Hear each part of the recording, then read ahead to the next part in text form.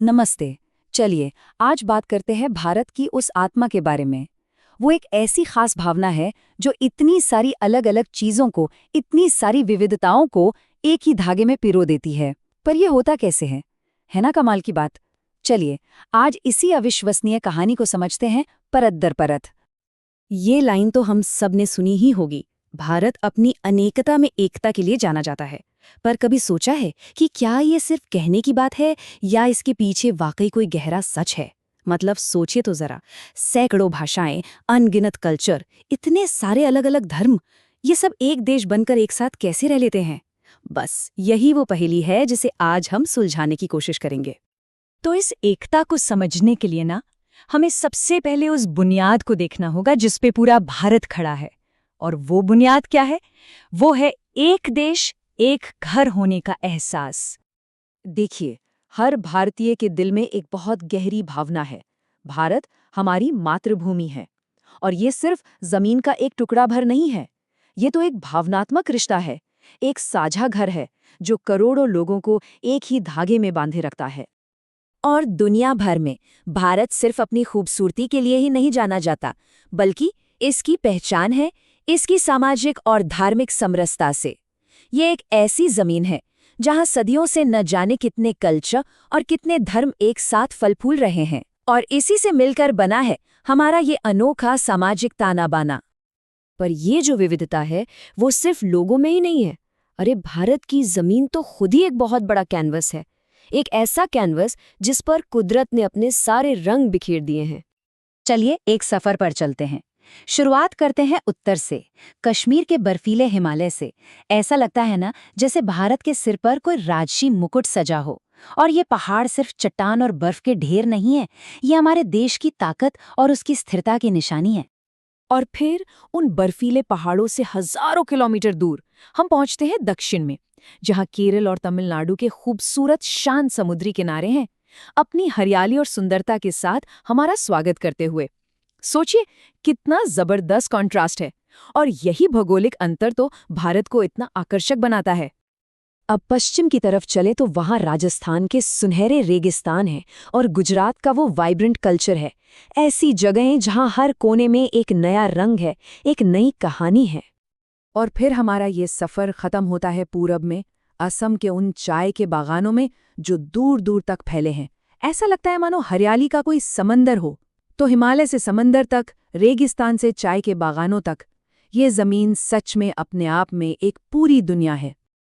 तो ये तो हो गए कुदरत के नज़ारे, लेकिन इन तोहफों के साथ साथ भारत की धरती पर इंसानों ने भी कुछ ऐसे कमाल किए हैं, ऐसे चमत्कार रचे हैं जो आज भी पूरी दुनिया को हैरान कर देते हैं। ये हमारी सांस्कृतिक विरासत की जीती जागती गवाहियां हैं। और यही वजह है कि दुनिया भर से टूरिस्ट्स इन वास्तुशिल्प के नमूनों को देखने के लिए खिंचे चले आते हैं, क्योंकि ये सिर्फ पत्थर की इमारतें नहीं हैं, ये तो इतिहास की वो कहानियां हैं जो आज भी जिंदा हैं।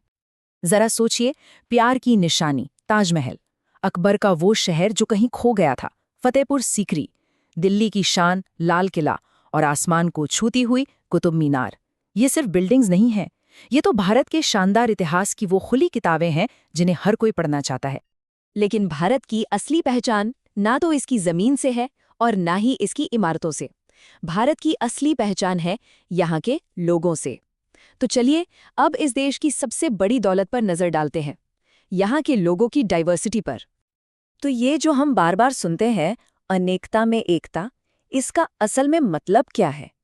बहुत सीधा सा मतलब है, अलग अलग कल्चर, अलग अलग धर्म, अलग अलग भाषाएं, इन सबका एक साथ एक देश बनकर शांति और प्यार से रहना।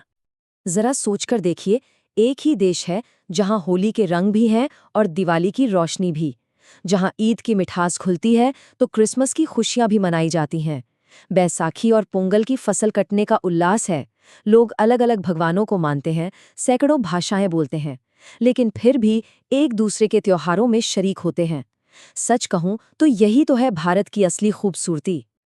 और यहीं पर वो सबसे बड़ा सवाल खड़ा होता है कि आखिर इतनी सारी अलग अलग चीजों के बावजूद वो कौन सा ऐसा अनदेखा गोंद है जो इस इतने बड़े देश को एक साथ जोड़ कर रखता है। तो चलिए अब उस रहस्यमयी धागे को ढूंढते हैं जो इस रंगीन माला के हर मोती को एक साथ पिरोए हुए है। और वो धागा है एकता की एक अनोखी भावना। ये जो जोड़ने वाली ताकत है ना, ये कोई कानून या कोई सरहद नहीं है। ये है एक साझी पहचान, एक शेयर्ड आइडेंटिटी, जिसे हम भारत की आत्मा कहते हैं। ये कोई ऐसी चीज नहीं है जिसे देखा या छुआ जा सके। ये तो एक एहसास है, एक कलेक्टिव फीलिंग है। और एकता की यही भावना देश के कोने कोने में एक नदी की तरह बहती है और हम सबको एक साथ बांधती है।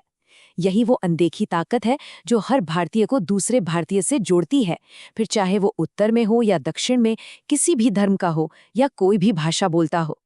तो चलिए इस चर्चा को एक सवाल के साथ खत्म करते हैं। आज की इस तेज रफ्तार बदलते हुई दुनिया में भारत की ये जो एकता की भावना है, ये असल में दिखती कैसी है? शायद इसका जवाब हमें इतिहास की किताबों में न मिले। शायद इसका जवाब हमारी अपनी जिंदगी में है, हमारे पड़ोसियों के साथ हमारे रिश्ते में है, और हम सब मिलकर जो एक बेहतर भविष्य का सपना देखते हैं उसमें छिपा है। इस पर जरूर सोचिएगा।